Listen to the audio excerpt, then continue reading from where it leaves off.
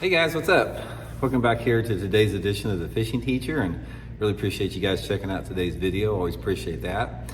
And guys, today we're going to be talking about fishing pressure and how it affects bass and how it really affects and dictates the techniques that you want to fish and the type of areas that you want to fish. We've touched upon this a little bit in the past, but I sort of want to dive into it a little bit deeper today because, in my opinion, guys, I think that fishing pressure affects how bass react even more than weather does. Like, a lot of people think that like a cold front really affects bass behavior, but I think fishing pressure has a lot bigger impact. So we're going to talk about that in today's video.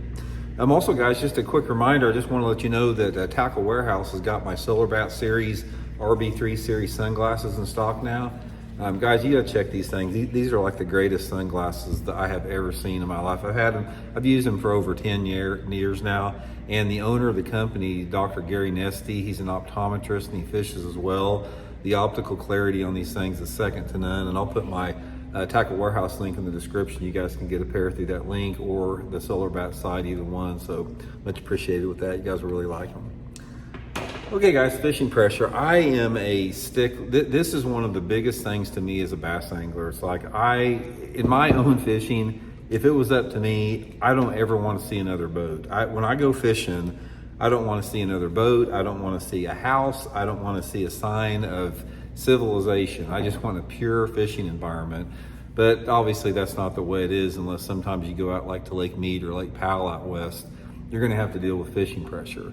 So here's the thing that I think one of the things you have to realize about fishing pressure is that bass are born with noise in the water. It's like, think about it, from the time that a bass is hatched out, it hears outboard motors, it hears trolling motors, it hears electronic pings, it hears jet skis running around. There is all type of noise they hear. They hear, water, lures plunking in the water.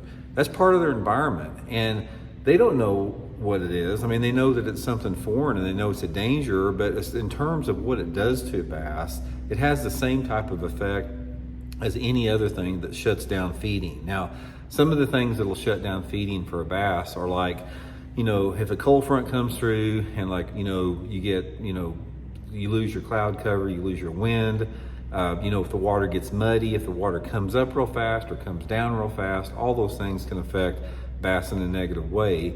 But none of them affect bass in a negative way like fishing pressure does. Fishing pressure, in my opinion, is the number one thing that makes bass hard to catch, by far. Not only do I think they have this sort of like they've evolved to have this this ability to shut down or get inactive when they hear more noise on the water, but also, like I said, they just they're aware of it, that it doesn't present a prime feeding time, so they just simply shut down and wait till a more opportune time. That's why usually bass fishing is better during the week on a lake than it is on the weekend. I've noticed that they precipitous decline in the quality of fishing every weekend. So here's some things that you can do as far as, get away from that. Now, the first thing that I have noticed when bass are heavily pressured is they don't bite certain lure categories. Now, those lure categories that they do not bite are your larger lures and your reaction baits is good. So, in other words, on a heavy fishing pressure situation, you don't want to use those big baits like larger crankbaits, larger spinner baits, glide baits, anything like that.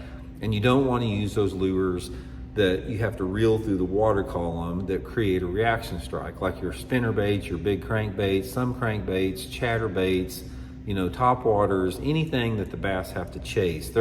They do not want to be in a chasing mood under a high pressure situation. So the best thing that you can do, and the number one tip I'll give you, is if you're fishing a situation where there's a lot of people fishing, or not even just a lot of people fishing, if there's a lot of people just on the water, even recreational anglers, downsize your lure category to smaller baits, like a shaky head, a little Ned rig, a small jig, a little Texas rig worm, anything that's small that you can crawl along the bottom. You're gonna have a lot better success fishing those smaller baits, just crawling them along the bottom where they don't have to move or get out. They don't have to move very far, like out from a rock they're hiding under or next to a log. They can just like dart out there and grab something off the bottom, and still feed even with the heavy fishing pressure. But in that same situation, if that bass is sitting next to that rock on the bottom and it sees a crankbait come down over it, or it sees a jerk bait or spinner bait, the odds of that fish coming out of that rock to hit that, if there's a lot of fishing pressure and noise decibels in the water, is very low. So downsize your presentations, lighter lines, smaller baits, fish on the bottom. That's gonna really, be a big help with it. And if you can, like I said, fish during the week. There is a huge difference between the activity of the fish during the week versus the weekend. That plays a big part in it. And lastly, guys, just try to get away from the fishing pressure. It's like, certain areas of the lake, there's naturally going to be more people gravitate.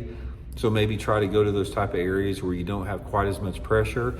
And even if you go to a part of the lake where there may not be as many bass, you might wind up catching more bass in a low pressure area versus going to an area that has more bass in it that is heavily pressured. But main thing for me, guys, more than anything else, the downsize, fish your lures on the bottom. It really helps out during those situations. So anyway, hope that's some good information for you, and we'll talk later.